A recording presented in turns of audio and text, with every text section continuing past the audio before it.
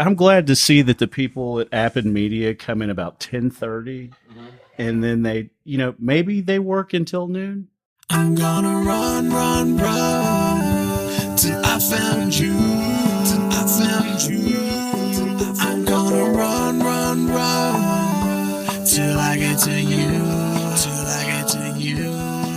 I'm gonna run, run, run. Welcome into the Ben Burnett Show. My name is Ben Burnett. My guest today is someone who everybody in this community has heard at some point. Jaime Bendall, softball coach extraordinaire, father of girls, man of the people, and Jaime Bendall, and father of girls. Father of girls. Just the way and also, it sounds like you're almost setting it up for a movie trailer. And also, right? He is coming this summer. He is the owner of the Punchline Comedy Club.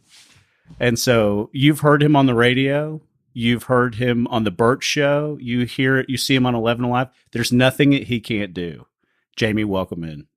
Well, I think that may be the new wake up in the Bendall household. There's nothing that he cannot do. Come on, girls. Let's get it up. Let's wake up. Here we go. Come on. It's a new day. You have a personality. I've been very fortunate over time to sit on commissions with you in the city of Alpharetta, not agree with you on anything politically, and still remain still remain one of the people I call when it's time to drink a cold beer. That's we should all have people like that in our lives. No question. Right? It's too often we self-select our way into less interesting conversations, blander day-to-day existence. There's something to be said for getting engaged and having some friendships with people whose opinions you respect, even if the way you get from concept to a decision is maybe a little different. The funniest thing that you have ever told me was that when I was running, after I had run for city council, you had somebody stop by your driveway and say, "I want you to know I voted for that guy," and we never vote for the same person. Oh yeah.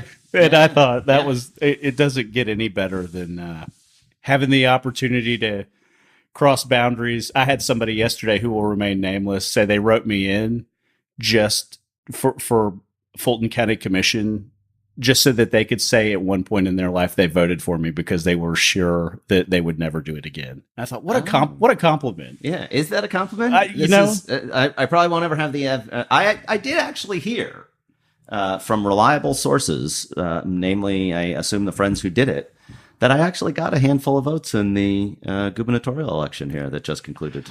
So I did, I'm not going to lie, I unofficially politicked my way into probably a dozen Georgia 6 votes, which, as it turns out, may have mattered. And it's all said and done. So isn't that fascinating when you look at the vote totals? Now, granted, this is very much in the weeds, and for some people, and I don't the people who want to spend the entire time talking about what happens on election day and how the votes are cast and how they are totaled. But I am fascinated at how one line on the ballot will have X number of votes, and then the next line down. So governor has 10. And I know it's not 10, but for the sake of this discussion, 10 votes for governor. And then lieutenant governor has only 7. I know where. And then maybe attorney general has 9. The poor people on the forestry commission are like, there's 0.7 people that voted. Why? But all of the choices are there. So push some name, right? Like I've never understood folks who skip lines on ballots. No, it's a fair question. I'll be 100% honest with you. When it gets down into like when they're starting to phrase amendments, I know that they're written so that I don't understand, and I get very nervous about whether I'm going to vote yes or vote no. When it's like, do you support the trees without adding any further tax revenue to the current tax code? I'm like, what is this? What am I really voting on? So I always think of it more along the lines of we seemingly have operated successfully as a state with the Constitution we have for some number of years. Yes. And now, all of a sudden, this is worthy of adjusting what is sort of a fundamental document. It should be a fundamental document. And who really knows what all we've put in it in the last 100 years? Legislatively, it could be like the junk drawer in your kitchen. Absolutely. There's stuff in there, and you're like, what am I doing with 9D batteries? And I have a classic example is our electric can opener broke. And I was like, well, that's fine because I'll just get my Swiss Army knife and open with the can opener that's on that. And then I couldn't find it. So to the tune that junk drawer, I needed 9D batteries and one can opener. So I was in the driveway yesterday with a hammer and a flathead screwdriver opening a can of refried beans because it was taco night. Oh, well, so listen, we've all been there. I don't want to tell you how to live your life. Yeah. However, you probably could have gotten a side of refried beans, more than sufficient to feed the family, in the amount of time it took you to. I did, and my wife was like, "I don't know what to do." I was like, "Oh, it's funny about caveman." Those kinds of stories. Now, your kids are really not necessarily of an age where that would be a Thanksgiving story years later. Yeah, but if your kids are a little bit older, there would come a Thanksgiving, and you'd be like, "Do you remember the time Dad opened a can of refried beans with a screwdriver and a hammer?" And that will be a story that gets. It'll be something. It'll be much worse. The time Dad decided he could fry a turkey. Yeah, no. And then, and it's the best part about childhood, right? Yeah. So it's not just that you did it. It's the only way you opened cans. Right. So it won't just be the one time in the driveway. It's every time we opened cans. We didn't even have a can opener growing up. My dad opened any cans we needed in the driveway. We had driveway soup. When I was sick, I remember my dad. Shards of tin in your driveway soup. Well, we had two things that I take away from my childhood. My dad opening cans, and he was constantly changing tires on the cars because we always had flat tires. We've had a lot of construction here. I have changed 2 tires in the last in the last 6 months because nails have been in them. I just don't understand. Like that never happens. And it's happened to me twice in the last 6 months. You're probably visiting in your official capacity as a ribbon cutter. Just driving through. You're in a lot of construction zones, right? There's a lot of growth that's happening around here. There is. Can I that would be, wait a minute. Hold on.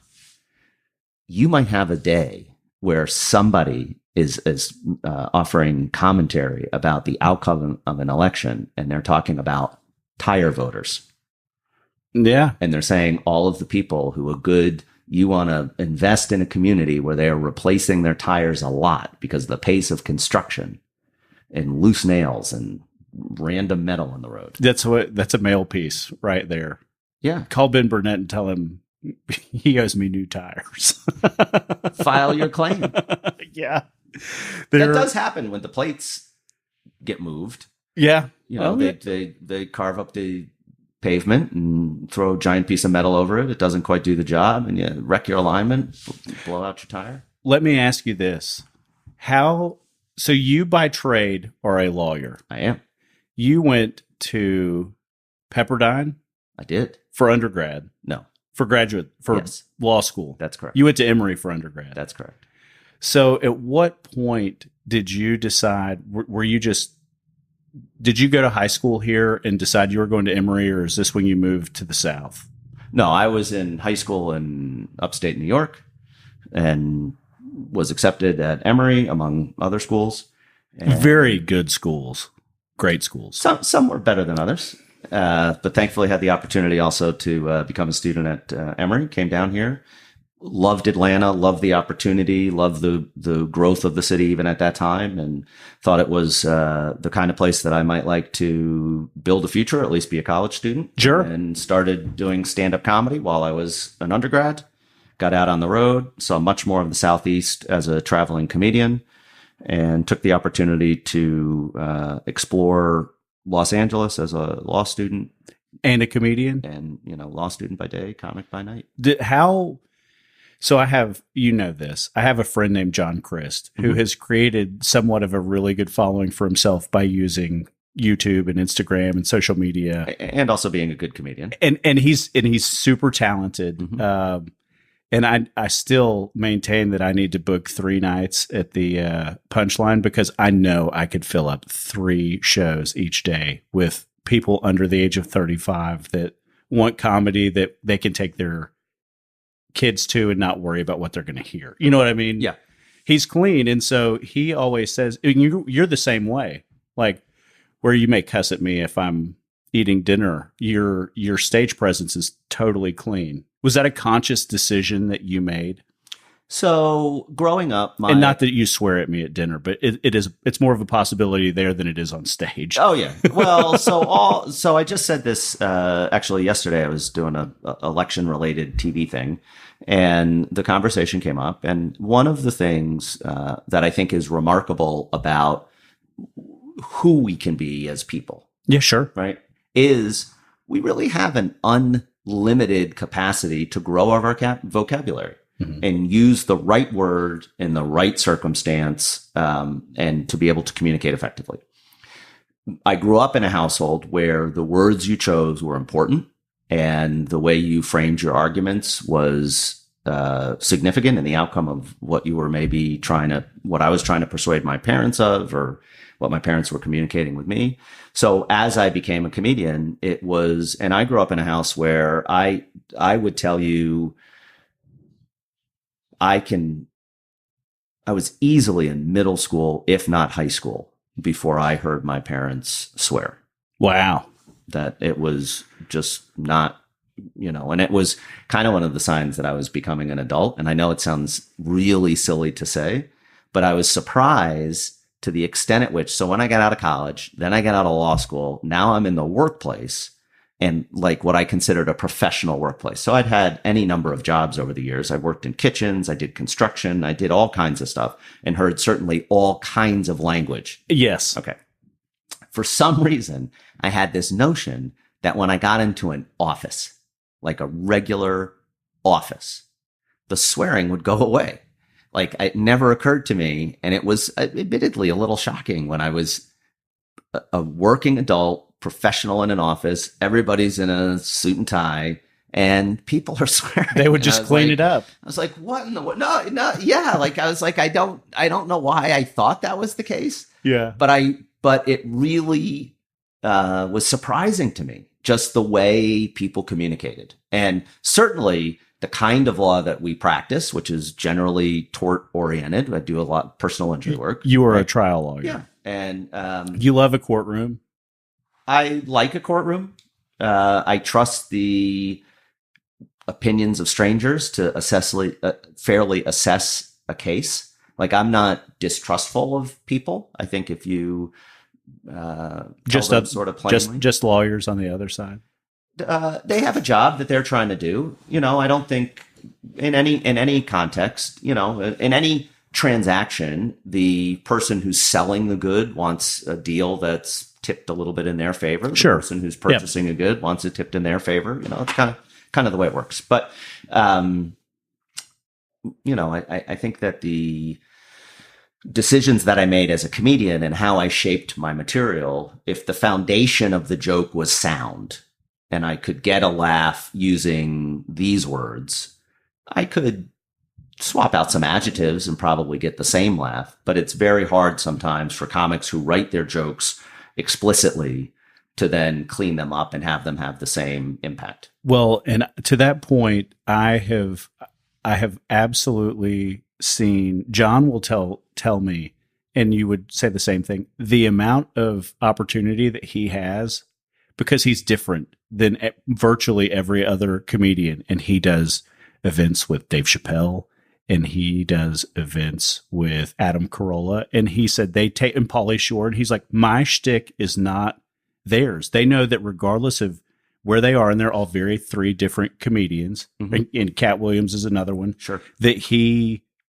brings something to the table that they know they're just totally different ends of the spectrum. And I think that diversity is really interesting, that you've carved out a niche for him, you've carved out a niche in that same way. I mean, you obviously still have a day job. John, that's John's life. Oh, that's John's job. Job. That's his job. And you know, it's interesting how there are some people who, when they were young, they know really sort of in a way that's hard to shake them from, that this is the path I need to be on, and this is what I'm about, and this is who I'm going to be. That's really the minority of people. The majority of people spend some portion of their life trying to figure out, what is it that I'm supposed to be doing? How is it that I'm supposed to be doing it? And are you still there? In which group? You still trying to figure out what you want to do?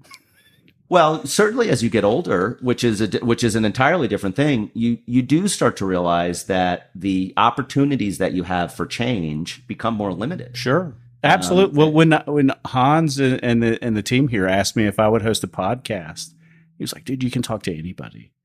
And I know that this is one of the fastest growing forms of media, which I've always been interested in. I'm interested. I think that the guys who are great at it, even like Regis Philbin from back in the day, the guy can do a lot. Mm-hmm. Or Carson Daly can do absolutely anything. And he's kind of more, he's an A-list guy. He hosts TV shows, but there's no bad talent on the Today Show. You may not like them, but they're all very accomplished. I think that was, I when he asked about wanting to have the opportunity to do something like this, I was like, what can I talk about? He goes, dude, you can talk to anybody. Talk to them like you're sitting at a bar stool. And he goes, you just have conversations with people, and wherever it goes, it'll go. Just follow the conversation. Yeah. Right. And I didn't, I'm not scared of much.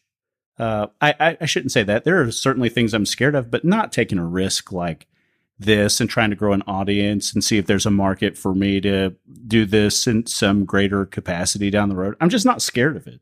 If it doesn't work out, it doesn't work out, but it's not going to be because I didn't try. It was the same thing of being interested in politics and running for office. And, the truth is that if I had run a city council race and lost, I'd have woken up the next day and gone to work. Like, it would have been a story I told when I was 75 years old, but I was like, but I tried. But I tried it. Yeah. And podcasting, I think generally just content creation is challenging to the extent that, like if you're a comic, so there's a gazillion comic podcasts. Oh, yes. The challenge with a comics podcast is that being a good host of a show can be a different skill set than being funny on stage.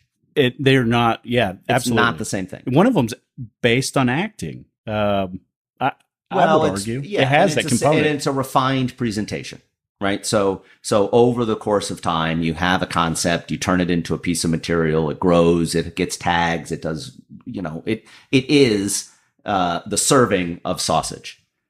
Podcasts can be very much the sausage making process. And the worst thing for a comic, in my view, is to have an unfunny podcast because it shows, oh, this guy is terrific or woman is terrific on stage, but they're a dud of a human. They're really not that interesting to talk to. And then because there's so much cross-pollination, you wind up hearing the same story. I tell a story on your podcast, then you come on my podcast, and I tell a different version of the same story. And then, so it can be a little bit of a rabbit hole to fall down sometimes. I imagine that you have seen everybody as they've come up, guys that have made it to epic heights. Who do you think is at the top of the comedy game right now? Well, so there's a couple of people who are doing really extraordinarily well at this point. Among them would be people like Kevin Hart and Sebastian Maniscalco.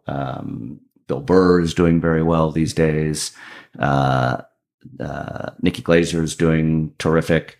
And a lot of those folks have very successful podcasts. They've got their own shows on satellite radio. They're filling theaters, Amy Schumer, yeah, sure. All of that stuff. In fact, so we did a podcast for a number of years at the club, and the name of that podcast was Unrehearsed. And it would be very much like this. I'd catch somebody, I'd sit down and so everybody knows I bring absolutely no notes with me It's literally a bar stool Turn conversation. them on and see where we go. Yep. Right. So we did that for many, many years. And one of the people who I interviewed was Amy Schumer when she was in the club as a feature act. Very funny. Terrifically funny. As a feature act for, I think she was in with Jim Norton that particular visit. It was after she had been on Last Comic Standing. She had done very well on Last Comic Standing. Made her.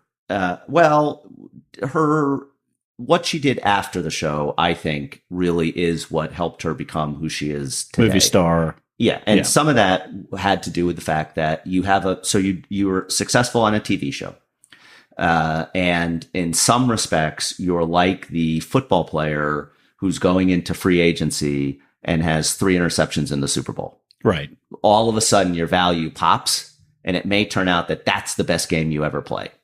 And there are many sports examples of people for whom that happened. Yeah, it wasn't necessarily the defining moment to you, but it was the defining moment to the market. So in Amy's case, she had done very well on the show. And like many of the comedians who came off the show at that time, you go out and you sort of do a lap or two of the clubs around the country as a headliner, and your price goes up and your sales go up and you do very well. And all of that stuff is very much to the performer's credit, the audience's credit. Everybody's happy.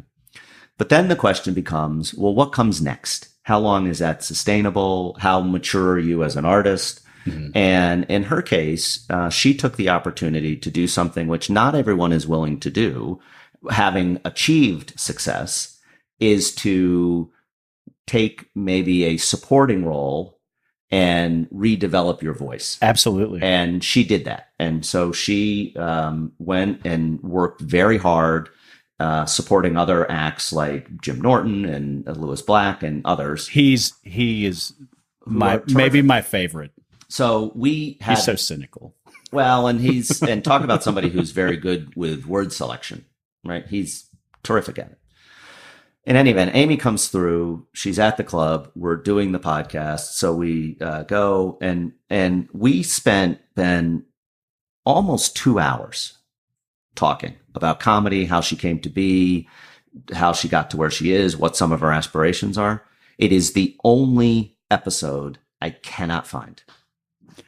Oh my gosh. I've got everybody else. I've got early Bill Burr. She would even remember it. Colin Quinn. I've got Roy Wood Jr. I've got Harry Anderson from Night Court. I had terrific episodes. And I have no idea what happened to hers. Oh, that is just, and you had to know when you lost that was the one that got away. I didn't come to realize it until afterward. It was like I'm reposting episodes. I'm going to need that. I'm like, I really should have that. And oh, that's brutal. And I think what happened, now I don't know this for sure, and this is a little bit of a. Do you ever sing? You probably sing on occasion. I sing in the shower now. I spent tons of time in college playing the piano and guitars and bars and stuff. Okay. And so I know the greatest hits collection of karaoke / singer-songwriter night. Well, within that, I would venture that there are some songs where you feel like you sound fairly close to the original artist. Oh, that's probably strong, but there's some song. I don't believe that. There is some song that you sing. When you sing it, you're like, I think I'm kind of close. Not saying perfect, but you sound more like it than not. Okay, we'll go with that.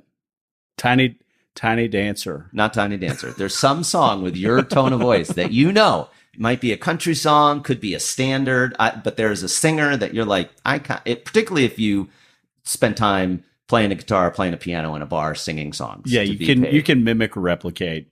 I see what you're saying. There's somebody who you feel like I kind of sound like. I'm in his wheelhouse. I've never gone there, but that's interesting. So I believe that to be the case. Okay. So I had this idea. We're going to have karaoke night and figure out who I sound like. Well, so I had this idea for a bit on the podcast to have everybody sing the song that they think they sound like. Right. Just put it in their headphones, non-accompanied. Just you sing the song. You don't have to look at me while you're singing it. Turn your back to me, front of the microphone. Grip it and rip it. Okay. So and again, I'll probably regret saying this, but there is a particular artist that I thought I sounded like, and I was testing the theory on the DAT recorder that I did the podcast on. Sigh. Big sigh. Big sigh. So some night, going someplace on 400, I'm singing along like I think I'm sounding like the artist. Who is it? I'm not saying. So sometime later, I had to record the something for the Bar Association. And in doing something for the Bar Association, I inadvertently gave the wrong card, SIM card, to the person at the Bar Association with what was supposed to be... Hold on, loose leg. And it is me singing who I think I sound like, and I think a 2-hour podcast with Amy Schumer. I think both of those were on that same... You're not going to tell me who it was? I'm not going to tell you who it was. But it was a little bit of an awkward conversation when I plugged in and I instead had the bar stuff, and I thought, oh my. Give it to... All right, are we going 70s rock, 80s disco? No, my voice... Well, I have a deep voice. So for me... Barry White. The song... No, I'm not that deep. But the songs that I sing when I do sing, hey baby, are more in that bassy wheelhouse. I would have killed it if I had been a child of the 50s. I would have been. You've been Sam Cooke. I would have been the bass in a doo-wop band in a heartbeat. I could have been the Blue Moon guy. Jaime Bendall and the Drifters. Oh, I wear a suit on stage as it is now. Right. Put me in a suit, rock back and forth. Oh God. So it didn't end well, or it got exposed? It was a bit of an awkward conversation, but other than that, I didn't know how to get it back. And the Bar Association, that's a pretty. I would guess it's a pretty formal group. Reputationally, it was a little bit of a error. Right. Yeah. Well, and the only thing that I had close to that at all. So some years later, in terms of losing something that I wanted to get back, we had Jeff Foxworthy at the Punchline. I actually was on an airplane with him in the last couple of weeks. I didn't say anything to him. She just said, "Hey, I'm friends with Jaime Bendall." He would have known. Yeah, I'm sure he would. He probably coached his kids in softball. No, rare, but not one of the ones I've coached. So we had Jeff was at the club. He was working on new material, and so he did a series of Sunday night shows, sort of unannounced, and he just wanted to come pop up kind of shows. So on one of the shows, my middle daughter is very talented from a theatrical perspective, the acting and whatnot. So I had her open the show. So she was sort of the nominal host. And then I was the middle act. Right. So I did a little set. And then Jeff was the headliner. How long will he go if he's trying new stuff? He was doing easily an hour, closer to an hour and a half. So he knows that there will be, he's literally putting himself out there for it not to go well. Learning. So he had shoe boxes. Mm-hmm. He had concepts on note cards, and it was pull a note card out of the pile, present the concept, work on what he thought was the punchline, where he thought it was close to it. And then based on the result, it was either in a works, fix, dump. Yeah. So it was keep, tweak, kill kind of box setup. Yeah, it's interesting. Part of what he wanted was, and so one of the nights, the people sort of figured out that he was coming. Yeah. And so he does not lack for a following. No, and he didn't want a following. Like he didn't want. Right. How many seats does the club hold? At that time, it was 270, and so we on a Sunday night we kind of fudged it a little bit to try to push the numbers up a little bit, but not disclose that it was Jeff doing this. And Jaime Bendall and a really famous friend. Something like that. Basically something like that. And sadly, I don't draw that many people. So anybody that was there was for a very special friend. So one of the very special friend nights, it was essentially sold out, and they were all Foxworthy people. Right. And the problem with that is that it really isn't a true test of the material. Because they like it. The fans like the stuff. Yeah. So he wanted really people. So you're never going to get a stranger when you're at that stature, but you can certainly get a more neutral audience and get a cleaner read. Yeah, he could go to New Mexico and where he's not, you might be a redneck. I mean, they'd still know it, but he'd be more likely to not have people who are his neighbors. Well, or certainly people who are, so if you were to go see your favorite band and they just were goofing around, you'd be like, this is the greatest music I've ever heard. Yeah. And then it hits the marketplace and it's like, no, this is actually terrible. I would love to see him do something like that in Boston, like just somewhere where they'll just literally cut you. That would be incredible. Well, but No, all right. So not really. hypothetically, so we live in Alpharetta, right? And certainly in our community, The city believes that. well, and it's important that the city believes that. I'm kidding.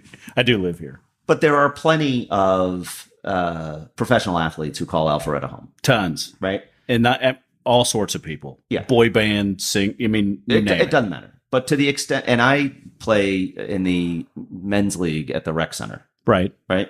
So if there was a professional basketball player who was looking to have a tune-up game before they went to camp or something, and they showed up and played me at the rec center, they're going to look awesome. Yes, I'm sure. Right?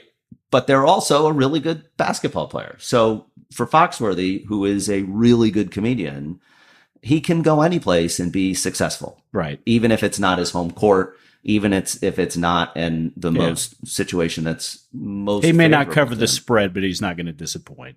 He's rarely going to lose. Yeah. Like, rarely is there a place where you're going to go and be like, oh, boy, Foxworthy really ate it on stage last night, because he's a pro. Yeah. He has decades of material to go back. And so what was interesting in that set that was more filled with fans Right. is that you could tell as a performer where there were times where, so to use the rec example, if I, for whatever reason, get past the pro player Right. and score my basket, I'm probably getting dunked on the next time down the court as a reminder to say, we're not actually in the same league. No. Yeah. Likewise, when trying out new material, if there were 2 jokes in a row that were soft hits, he threw in a fan favorite to kind of get the show back on track, because what you don't want as a performer is the audience to come see you and get up and go and get then a be beer. like, this is not the person we remember. Right. What happened to the funny guy? Which kind of brings me back to many people would do better to be a guest on a podcast if they're a comedian than be the host, Sure. right? Because at some point you run the risk of it's open mic night as you're showing everybody what your writing process is. So tell me this, for a guy that's willing to try anything, what do you want to do? What do you want to do that you haven't done yet? In what capacity, what context? In general, context. you're a guy who's not scared to go for it. You've got a wonderful supporting cast that will, to my understanding, Kelly will more or less let you go do anything. With a reasonable expectation, you're getting to a place where your kids are a little bit older. What do you want to do? Like, where do you want to go? What do you want the punchline to be? What is there an industry that you want to try? You've got all these relationships with the media here because you host, 11 Alive shows. You sit on the Burt Show. Like you're people hear you. This is Jamie from the Punchline. Do that. Hey, it's Jamie from the Punchline. Yeah. I mean, there's people that know Right. you're not a stranger, and you're also a guy who's willing to go for it. Is there anything that interests you that you have not scratched the itch yet that you want to do? Well, so the way I think I would be most comfortable answering that question is I have had the very good fortune to be able to, while my kids have been at home, prioritize being present and available in their lives. There is not a family that has spent time at North Park in the last 10 plus Oh, I've been on years the board for 10, easily 10 years. that does, like, you might be You might be the most well-known person in this whole area. No, that's a big stretch. That's definitely. Well, if you've got a girl Yeah. who's under the age of 18 and they ever played softball, they pretty well know you. Many of them would, and we, we were engaged in our community. The girls swam on a neighborhood swim team, Yeah. and then swam with the Alpharetta Sharks at Wills Park. They were in theater productions. Did they do multiple sports tykes? We did actually do sport tykes, and I was at one of the 3-year-old gymnastic graduations years ago down at the community center, and it's really one of the nice. So for me, I am very thankful that I have been able to live my professional life in such a way that I could be at a 6:00 practice at North Park 2 nights a week. Yeah. And I have been very appreciative of the fact that when there was a performance at the school, that I could arrange my schedule such that I could be there more often than not. Sure. Yeah. And I know that that's not a luxury that everyone has. And it's not necessarily the kind of thing that, and it certainly has nothing to do with the parents' desire to be at those things. Right. It's just their lives are organized differently. Well, and I'll be 100% honest with you. It is something, as a guy who's willing to do something and it not work out. I definitely, my goal as a dad is to be at home for bath time 5 nights a week. Like, I don't care what else is it. They're just days you don't get back. No, the time is fleeting. And that's not, as people who don't sit here and agree on everything politically, dude, it is something that if you're a dad out there and you spend all this time on the road, you're missing the most important part of your life. And you didn't, as you've got girls that are getting ready to go to school, which I would imagine you hate. Well, I'm excited. It's an odd, so if you take each phase of your life and appreciate it for what it is, then you may reach a point where you're able to look back and say, my college years were terrific for this reason. Right. And my young professional life was awesome for that reason. And the years when the kids were at home, and candidly, the thing that I dread the most, and I use the word dread because I do have this creeping sense of dread about these years that will be upon me that are coming there. I mean, I can see them, right? They're just over the horizon, is just a house that is quiet. Right. There's no chaos. There's no crayon drawing on the wall. There's nothing. There's not your kid in the other room, making up a song or playing with blocks and I'm as guilty of it as any other parent. There certainly have been times where I'm not much of a TV watcher. Right. That's not really been my You come to your lousy conclusions on your own. I'm a reader. Yeah, I know. I'm reading. I'm not watching. Got it. I'm not a watcher. I'm a reader. It's good. So, Get your tinfoil hat on. oh, okay. Go back to it. So, but there have been times where I sit in front of the computer downstairs in our adjacent to our kitchen, and I would hear the kids in the other room kind of playing or doing something. And there were times when I'm just reading. I'm reading an article about this, or I'm reading an article about that, and I thought, this is dumb. I should be in there with them. Yeah. And so I pushed myself back from the computer and figure I'll go back to reading whatever it is I was reading when the kids go to bed. Right. And I'm certainly more cognizant of that now, that they're, if you're taking marbles out of the proverbial jar, you see that number in the jar dwindling with days left. They're dwindling, right? Yeah. Now, that doesn't mean that you don't, once they leave, as I would, to use that analogy, you move into a different jar. Absolutely. Right? Yeah, no question. So that jar is full and you start pulling those marbles out, right? And hopefully if everything goes right, you'll continue to have marble jars, and you'll start to see them with jars of their own. Right. Right. Yep. And so that's, and then you know what to expect. You would, or not necessarily know what to expect, but you know what they have to look forward to.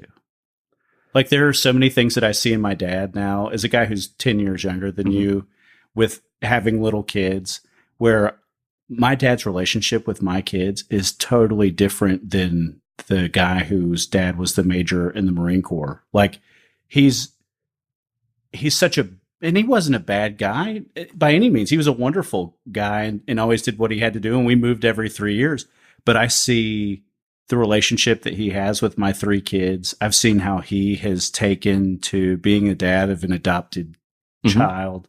And like, man, I'm proud of him. Yeah.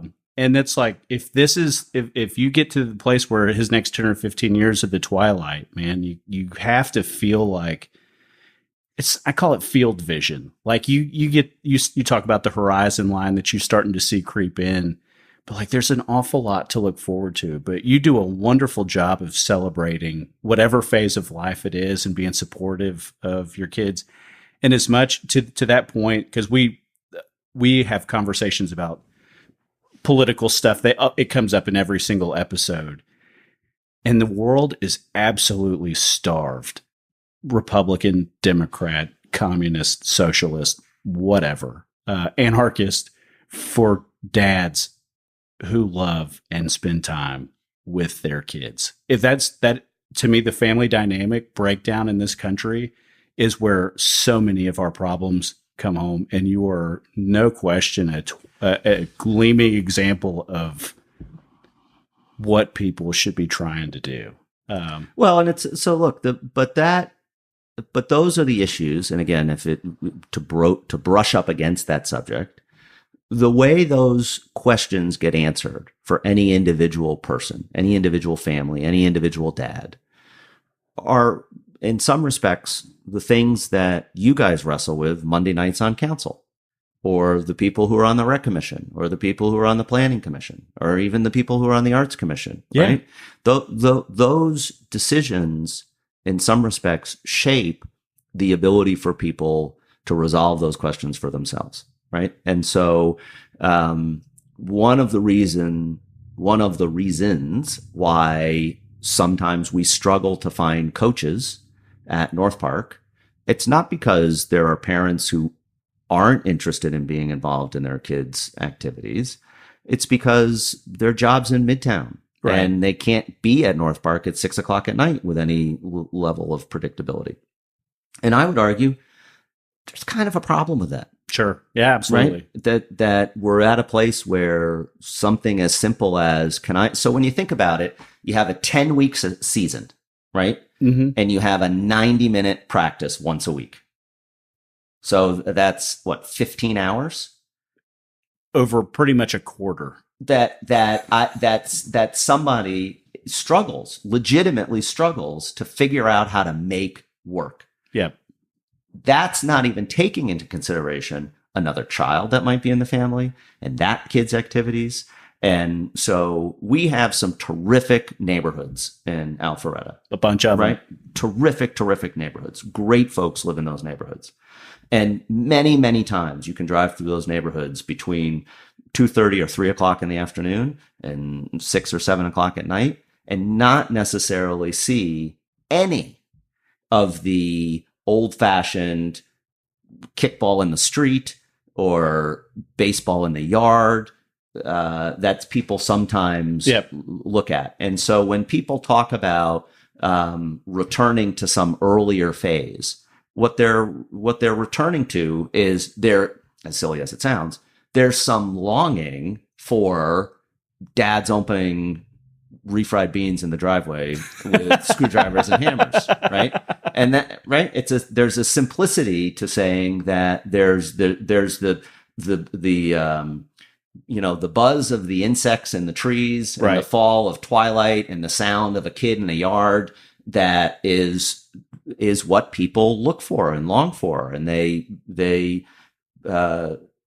try to recreate that in the community park, and they try to create it in the Tiny Tots and the other programs that we have for kids. And there's a place for it, but it's a struggle when, most folks are 2-income households and pulled in multiple directions and worried about all the things that people worry about that are rooted in some respects on ensuring that they have happy and healthy and safe kids. Well, That's all the when we whittle this down, it'll wind up being about a half hour. But man, I really we're cutting all this out. No, I'm not. I want the box set. You want the box? Yeah. Well, Hans will whittle it down. But man, you're a good guy. You're a good friend. We need to get one of those dates on the calendar to go drink cold beers with Ron Wallace and let him harass you about being a trial lawyer.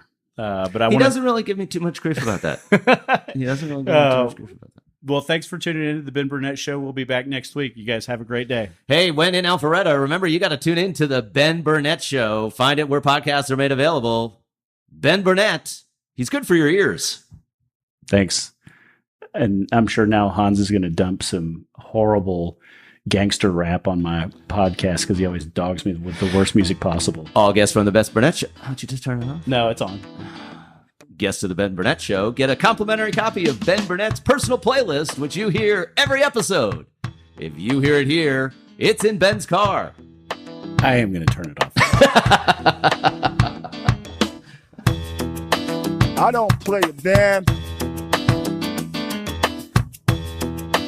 I don't play a damn thing, man. I don't play a damn. I don't play a damn thing, man.